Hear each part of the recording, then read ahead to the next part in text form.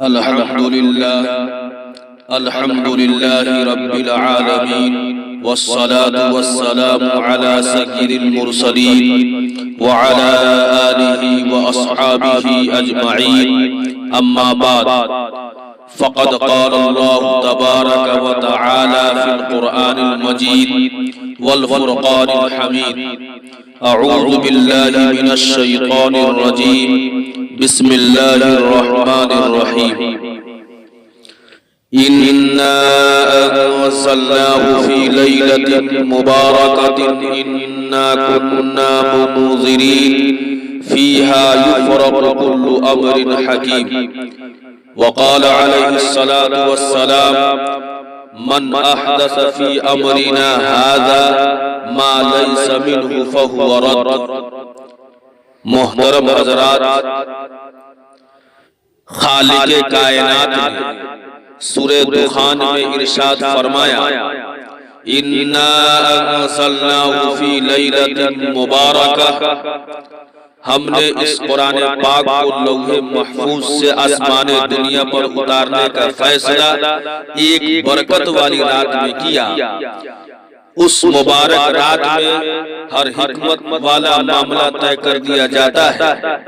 سرور کائنات صلی اللہ علیہ وسلم نے فرمایا: جس نے دین اسلام اور مذہب اسلام میں اس چیز کو پیدا کیا جس کا دین سے کوئی سروکار نہیں تو وہ مردود ہے.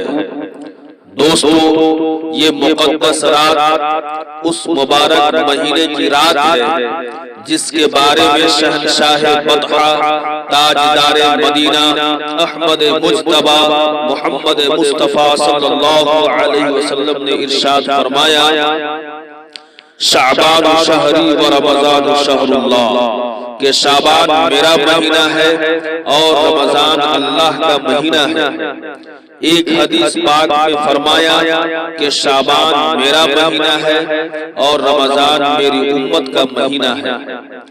دوستو اور بزرگوں، یہی مبارک مہینہ ہے جس کی 15ویں رات کو شب بیدار، شب بارات کہا جاتا ہے. اللہ اس مبارک رات کی فضیلتوں کا کیا کہنا کہ احکم الحاکمین نے اس مقدس رات میں اس قرآن پاک کو نازل کرنے کا فیصلہ فرمایا جو سراپا ہدایت و رحمت ہے. جس قرآن نے عالم انسانیت کو زندگی گزارنے کے طور طریقے سکھائے، ابد الآباد اور ہمیشہ رہنے والی آخرت کی زندگی کے واسطے نجات کا سامان مہیا کیا، اس مبارک رات میں سال بھر کے معاملات جو حکمتوں اور مصلحتوں سے لبریز ہوتے ہیں طے کر دیے جاتے ہیں اور من جانب اللہ معصوم فرشتوں کے سپرد کر دیے جاتے ہیں. دوستو، ہر مسلمان کے لیے ضروری ہوتا ہے کہ ماہ شعبان میں غفلت کی چادر اتار دے اور اس ماہ رمضان کے لیے جس میں رحمت خداوندی کے دریا بہائے جاتے ہیں ہمہ تیاری کرے، گناہوں سے توبہ اور دربار خداوندی میں گروزاری کرے. خادم رسول صلی اللہ علیہ وسلم حضرت انس رضی اللہ تعالی عنہ کا فرمان ہے کہ جانثار صحابہ کرام رضی اللہ تعالی علیہم اجمعین شعبان کا چاند دیکھ کر قرآن پاک کی تلاوت میں اضافہ فرماتے، اپنے اموال سے زکوٰۃ نکالتے، قیدیوں کو رہا کیا جاتا تھا، قرض چکائے جاتے تھے. یہ شعبان کا مہینہ مقرب اور افضل مہینہ ہے. دوستو، اللہ پاک کی مخلوق میں مقرب فرشتے 4 ہیں. حضرت جبرائیل علیہ السلام افضل ہے. مقرب نبی 4 ہیں. محمد مصطفیٰ صلی اللہ علیہ وسلم افضل ہے. مقرب صحابہ 4 ہیں. ابو بکر صدیق رضی اللہ تعالی عنہ افضل ہے. مقرب مسجدیں 4 ہیں. مسجد حرام افضل ہے. مقرب راتیں 4 ہیں. شب قدر افضل ہے. مقرب مقامات 4 ہیں. مکہ مکرمہ افضل ہے. مقرب پہاڑ 4 ہیں. طور سینہ افضل ہے. مقرب دریا 4 ہیں. فرات افضل ہے. مقرب مہینے 4 ہیں. ماہ شعبان افضل ہے. دوستو اللہ کا رسول تو ماہ شعبان کو اپنا مہینہ قرار دے رہا ہے، مگر ہم ہیں کہ اس ماہ مبارک کے انوار و برکات سے محروم ہیں۔ یہ غفلت اور ناس پاسی نہیں تو اور کیا ہے؟ دوستو میری ماں تمہاری ماں، سارے عالم کے مسلمانوں کی ماں عائشہ صدیقہ رضی اللہ تعالی عنہ سرور کائنات صلی اللہ علیہ وسلم سے پوچھتی ہیں، کہتی ہیں کہ کیا وجہ ہے، کیا سبب ہے آپ ماہ شعبان میں بہت زیادہ روزہ رکھتے ہیں؟ تو فرمایا حق تعالی شانہ اس ماہ مبارک میں آئندہ سال مرنے والوں کے نام تحریر فرماتے ہیں۔ میں چاہتا ہوں کہ میری وفات کا نوشتہ اس حال میں لکھا جائے کہ میں روزہ دار ہوں۔ اسی مبارک ماہ کی 15ویں رات شب برات ہے۔ دوستو یہ وہ مبارک رات ہے جس میں رب ذوالجلال رحمتوں کے دروازے کھول دیتا ہے۔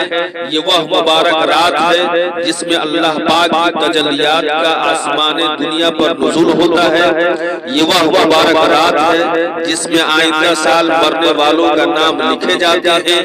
یہ وہ مبارک رات ہے جس میں انعامات کی بارش ہوتی ہے۔ یہ وہ مبارک رات ہے جس میں رحمتیں تقسیم نہیں لٹائی جاتی ہے۔ یہ وہ مبارک رات ہے جس میں اعلان عام ہوتا ہے کہ ہے کوئی استغفار کرنے والا اس کی مغفرت کی جائے، ہے کوئی روزی مانگنے والا اسے روزی دی جائے، ہے کوئی مصیبتوں میں گرفتار ہونے والا اسے نجات عطا کیا جائے۔ دوستو اس رات کا نام شب برات اسی لیے ہے کہ پروردگار عالم کی طرف سے بڑی تعداد میں انسانوں کے گناہ معاف ہوتے ہیں، عذاب جہنم سے بے شمار لوگوں کو نجات عطا ہوتی ہے۔ اس مبارک رات میں تمام امور کا فیصلہ ہو جاتا ہے۔ کتنا اناج پیدا ہوگا وہ بھی لکھ دیا جاتا ہے، جنگ ہوگی یا نہیں وہ بھی لکھ دیا جاتا ہے، فتح ہوگی یا شکست وہ بھی لکھ دیا جاتا ہے، پانی کتنا برسے گا وہ بھی لکھ دیا جاتا ہے، کون مرے گا کون جیے گا وہ بھی لکھ دیا جاتا ہے، کون حج بیت اللہ شریف کرے گا وہ بھی لکھ دیا جاتا ہے، کس کو کتنی روزی ملے گی وہ بھی لکھ دیا جاتا ہے۔ الغرض سال بھر کے بجٹ کی منظوری اس مبارک رات میں لکھ دی جاتی ہے۔ اسی رات میں جبرائیل امین تشریف لائے، فرمایا اے محمد سر اٹھاؤ۔ آپ نے سر اٹھایا تو دیکھتے کیا ہے کہ جنت کے 8 دروازے کھلے پڑے۔ دوستو یہ رات کمائی کی رات ہے، خزانوں کے لوٹنے کا موسم ہے، یہ رات فرشتوں کی عید ہے، ہماری تمہاری عید اور ہے، فرشتوں کی عید شب قدر اور شب برات میں ہوتی ہے۔ اس مقدس رات کی عظمتوں اور برکتوں کا کیا ٹھکانہ۔ مبارک ہے وہ لوگ جو اس مبارک رات میں پروردگار عالم کی رحمت کا سایہ تلاش کرتے ہیں، اللہ کی عبادت اور بندگی کرتے ہیں، دربار خداوندی میں اپنی ضروریات اور حاجات کی درخواست پیش کرتے ہیں اور خدا پاک کی درخواستوں کو قبولیت سے نوازتا ہے۔ دوستو یہ رات رحمتوں اور سعادتوں سے دامن بھرنے کی رات ہے۔ اس رات میں احکم الحاکمین کا دربار رحمت کھلا رہتا ہے۔ یہ رات ندامت و شرمندگی کے ساتھ آنسو بہانے کی رات ہے، گناہوں کو معاف کرانے کی رات ہے۔ محترم حضرات، شب برات عید بقرعید کی طرح کوئی تہوار نہیں، کوئی جشن نہیں، بلکہ اس کی حقیقت یہ ہے کہ یہ مقدس رات ہے۔ نبی اکرم صلی اللہ علیہ وسلم اس رات میں سادہ عبادت فرماتے، قبرستان تشریف لے جاتے، مردوں کے لیے دعائے مغفرت کرتے اور دوسرے دن روزہ رکھتے تھے۔ حضرت عائشہ صدیقہ رضی اللہ تعالی عنہ فرماتی ہے کہ ایک مرتبہ کی بات ہے، 15ویں شعبان کی میری باری تھی، آقائے دو جہاں صلی اللہ علیہ وسلم میرے مکان پر تشریف لائے، کپڑے اتارے، پورے کپڑے اتارے بھی نہ پائے تھے کہ پھر پہن لیے۔ میں نے دل میں خیال کیا کہ میری کسی سوتن کے پاس جائیں گے، میں تلاش کے لیے نکلی، دیکھتی کیا ہوں کہ آپ قبرستان میں موجود ہیں۔ مومن مردوں اور عورتوں نیز شہداء کے لیے مغفرت کی دعا میں مشغول ہیں۔ میں اپنے خیال پر شرمندہ ہوئی، الٹے پاؤں گھر چلی آئی۔ میری حالت یہ تھی کہ میرا سانس پھول رہا تھا۔ آپ تشریف لائے، فرمایا اے عائشہ تم اتنا کیوں ہانپ رہی ہو؟ میں نے عرض کیا میرے ماں باپ آپ پر قربان ہوں، جب آپ گھر تشریف لے گئے تو مجھے خیال ہوا کہ آپ میری کسی سوتن کے پاس جائیں گے، یہاں تک کہ میں نے آپ کو قبرستان میں استغفار کرتے پایا۔ سرکار دو عالم صلی اللہ علیہ وسلم نے سن کر ارشاد فرمایا اے عائشہ کیا تم کو یہ خوف تھا کہ اللہ اور اس کا رسول تم پر ظلم کرے گا؟ میرے پاس جبرائیل امین تشریف لائے اور بتایا کہ آج کی رات شب برات ہے۔ حق تعالی شان ہو اس رات میں بنو کلب قبیلے کی بکریوں کے بالوں کے برابر مخلوق کو جہنم سے آزاد کریں گے۔ آپ جانتے ہوں گے کہ عرب میں بکری پالنے کا رواج تھا اور بنو کلب قبیلے میں سب سے زیادہ بکریاں تھیں۔ اس کے بعد آپ نے کپڑے اتارے، پھر فرمایا عائشہ کیا تمہاری طرف سے آج رات عبادت کرنے کی اجازت ہے؟ حضرت عائشہ صدیقہ رضی اللہ تعالی عنہ فرماتی ہیں میں نے عرض کیا ہاں میرے ماں باپ آپ پر قربان، ضرور اجازت ہے۔ اس کے بعد حضور صلی اللہ علیہ وسلم عبادت میں مشغول ہو گئے اور خوب عبادت کی۔ آپ صلی اللہ علیہ وسلم کا عمل جو آپ نے سنا دوستو یہ تھی آپ صلی اللہ علیہ وسلم کا عمل، مگر افسوس صد افسوس کہ جس مقدس رات میں عبادت کرنی تھی ہم گناہوں کے کام کرتے ہیں۔ ہم شب برات میں جاگتے ضرور ہیں مگر ہمیں پتہ نہیں کہ کس طرح جاگنا ہے۔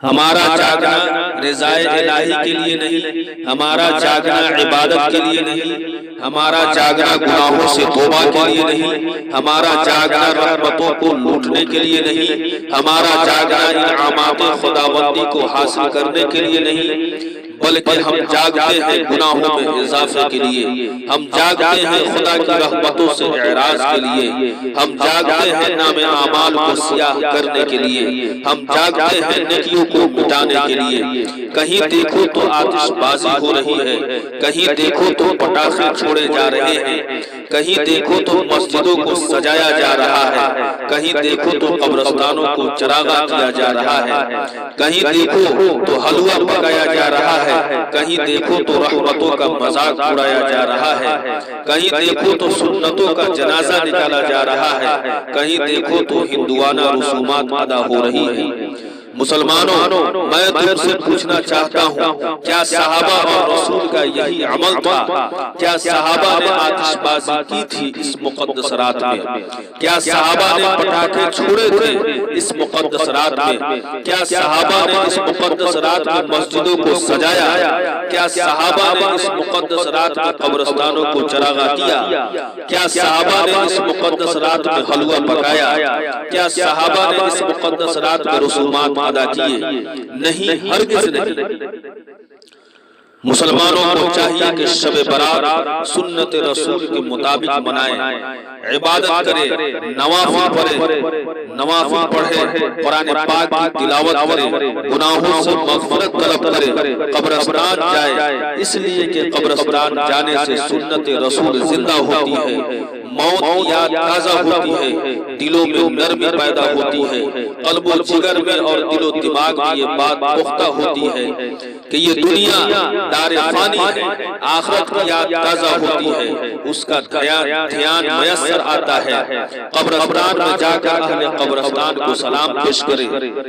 دوستو ترمذی کی روایت ہے مدینہ کے ایک قبرستان سے سرکار دو عالم صلی اللہ علیہ وسلم کا گزر ہوا تو آپ نے فرمایا السلام علیکم یا اہل القبور یغفر اللہ لنا ولکم وَلَكُمْ أَنْتُمْ سَلَفْنَا وَنَحْنُ بِالْأَسْرِ، اے قبر والو تم پر سلام ہو، اللہ پاک ہماری اور تمہاری مغفرت فرمائے، تم ہم سے پہلے یہاں آ گئے، ہم تمہارے بعد آنے والے ہیں۔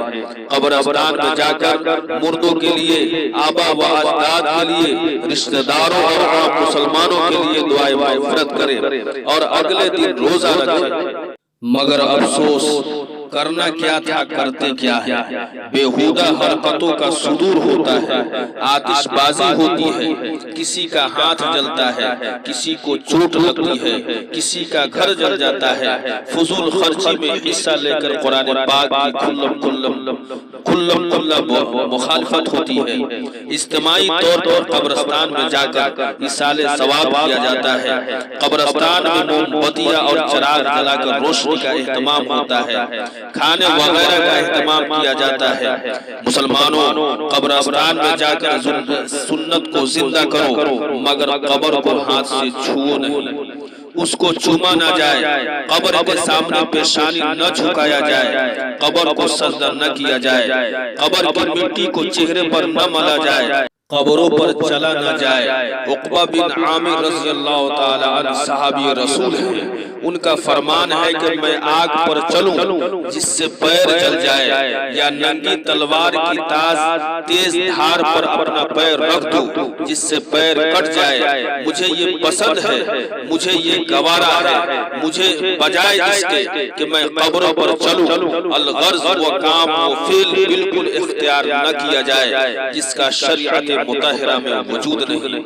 میرے پیارے دوستو، یہ دنیا دارالامتحان ہے، اس کی مثال ایک ہوٹل اور سرائے کسی ہے جس میں انسان چند روز مسافر کی طرح قیام کرتا ہے۔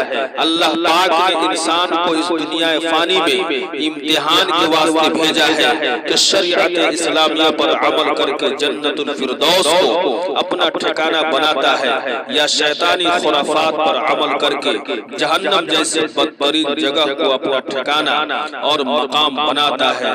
ہماری منزل مقصود آخرت کی منزل ہے، ہمیں اس کی مکمل تیاری کرنی چاہیے۔ کسی نے کیا خوب کہا ہے، آخرت کے واسطے سامان کر غافل، آخرت کے واسطے سامان کر غافل، مسافر شب کو اٹھتے ہیں جو جانا دور ہوتا ہے۔ مسلمانوں، اپنی اولاد، گھر، خاندان والوں کو اس مقدس رات میں گناہوں اور خرافات سے بچاؤ، جیسا کہ اللہ پاک نے فرمایا، یا ایھا الذین آمنوا قوا انفسکم واہلیکم نارا، اے ایمان والو، اپنی جان کو اور اپنے گھر والوں کو آگ سے بچاؤ۔ بارگاہ رب العزت میں دعا کیجیے کہ اللہ پاک ہم کو اور تمام مسلمانوں کو اس مبارک رات کی قدردانی نصیب فرمائے، اس کی عظمت و فضیلت کا احساس عطا فرمائے، بدعات و خرافات سے بچا کر سنت رسول پر عمل کی توفیق مرحمت فرمائے، آمین ثم آمین، وما علینا الا البلاغ۔